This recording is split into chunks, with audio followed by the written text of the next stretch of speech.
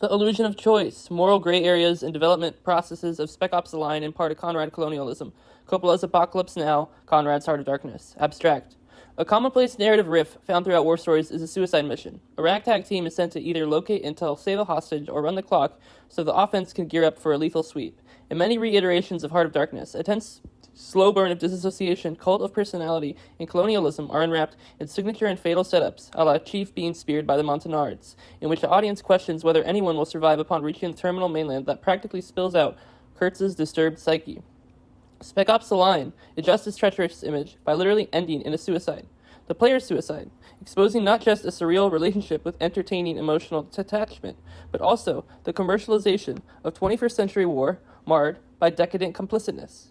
This contextual, one-sided tug-of-war is far less nuanced in boardroom meetings, marketing, and crunch time, a code word for the culture surrounding mandatory overtime in video game development, therefore allowing outside factors to pick apart and lob Williams' craft while he desperately tries to relocate and place it. The derelict subject matter, madman execution, and sharp legacy cement that sometimes outside forces can imbue craft to be transmissive. The editing process is brutal and machete-like in refining craft, and morally realistic work means real life is nothing but a mirage during creation in order to make one's craft stand out.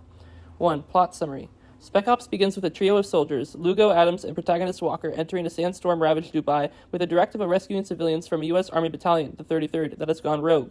The rogue squad splits against its leader as he commits war crimes, extra squads were sent to insert peace but to no avail, and civilians are armed. The 33rd's leader is Conrad, a play on Kurtz from Heart of Darkness. Lugo, Adams, and Walker attempt to save a CIA agent and realize Dubai is so swarmed with Conrad's men that they use chemical weapons. The chemical weapons result in the death of innocent civilians, and Walker is told by Conrad to make a choice between killing two men. As water becomes scarce, Walker loses Lugo as he is lynched by civilians. He then loses Adams, where he ends up at Conrad's penthouse, and can either kill himself and realize Conrad was a figment of chemical weapon-induced hallucination, call evac and snap and kill more of his own troops, or get sent back home and live with unbearable PTSD.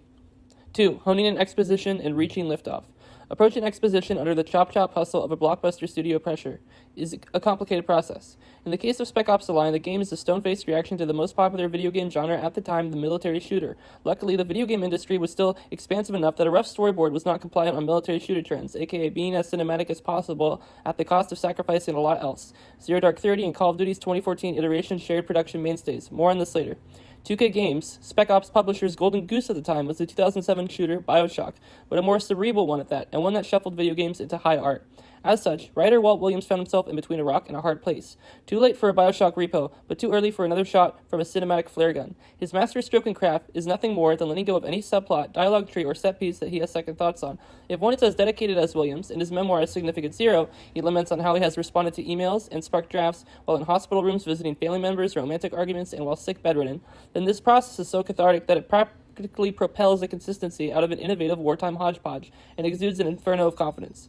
This right here is how and when Williams realized the game's narrative crux, give or take 8 months before the game was supposed to ship. If this was going to work, then Walker couldn't start off unstable. That would be cheating. When a player starts the game, they need to become their character. Mental instability is different because it is a literal state of mind. When the player inhabits Walker, they step into his head. At that moment, they would need to be told of Walker's instability, otherwise they are playing the character under a false pretense. To earn Walker's insanity, we needed to break him. It had to be a moment when Walker, under the player's control, committed an act so terrible it can conceivably shatter.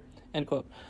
The aforementioned chemical weapon scene is so terribly iconic that the original focus testing matches viral reaction videos on YouTube a decade later, where players at best need to take a break before stepping right back in and consuming more carnage and civilians blown to filth.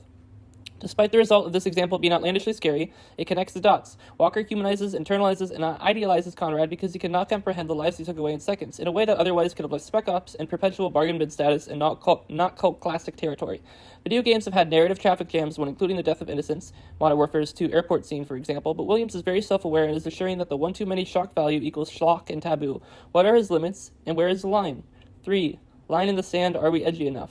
Williams would have dreams of being set on fire during Spec Ops: The Line's development. Significant Zero never marches into why, outside of an unhealthy obsession with crunch, resulting in a poor sleep schedule, but take this lucid anecdote as the first footnote that writing is a psychological downpour. Truly unsanitized direct, the worst byproduct of our stressors is left on the cutting room floor. Deleted scenes from Spec Ops included dead refugees falling in slow motion and silencing a wounded refugee alerting guards of your presence. These extreme instances likely would have made Spec Ops feel nagging, no longer emotionally challenging the player, more so emotionally bullying them.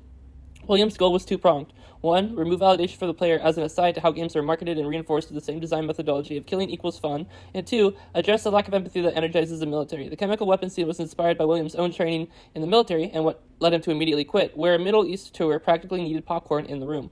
Playing Spec Ops, one would never guess in a million years that the game's personal influence came to be so insular, but personal tribulations can be reconstructed subtly in a game otherwise so harsh. If one script is going to have a serious tone, you have to think back to a heart-racing claustrophobic fear, play fast forward if it came to be true, and implant that psyche into your writing/character's inner voice. If anyone is brave enough to draft a few sentences through such an exercise and summarize it, I'll summarize it when I call you up. Clinching that use of craft is more pressing than any villain side character or set piece. You're literally overthinking it beyond that and maybe a little more.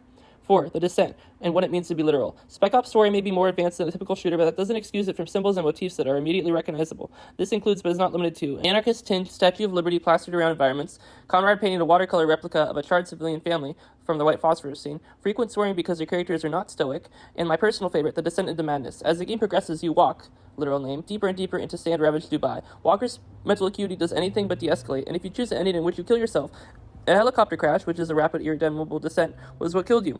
I've not spoken much about Spec Ops' second-to-second gameplay, as Williams only oversaw anything but in the in-game menus, hallucinatory cover in duck battles and sliding down sand dunes before 30-30 executions certainly promote this purity.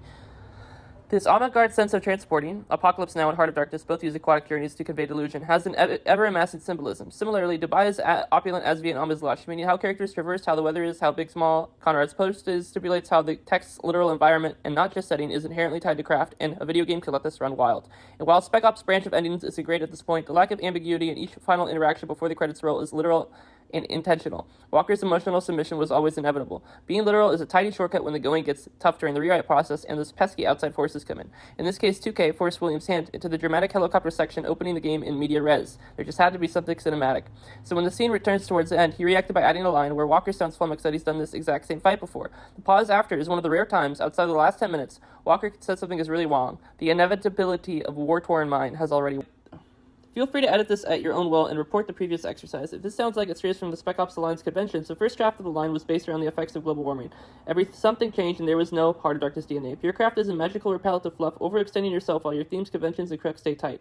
Williams was such a perfectionist about the script that he wrote Spec Ops like his life depended on it. He lived in his office. If one's work sketches of such heightened and awful command, a personal fear, a bad memory, why not attempt such a mode of crescendo?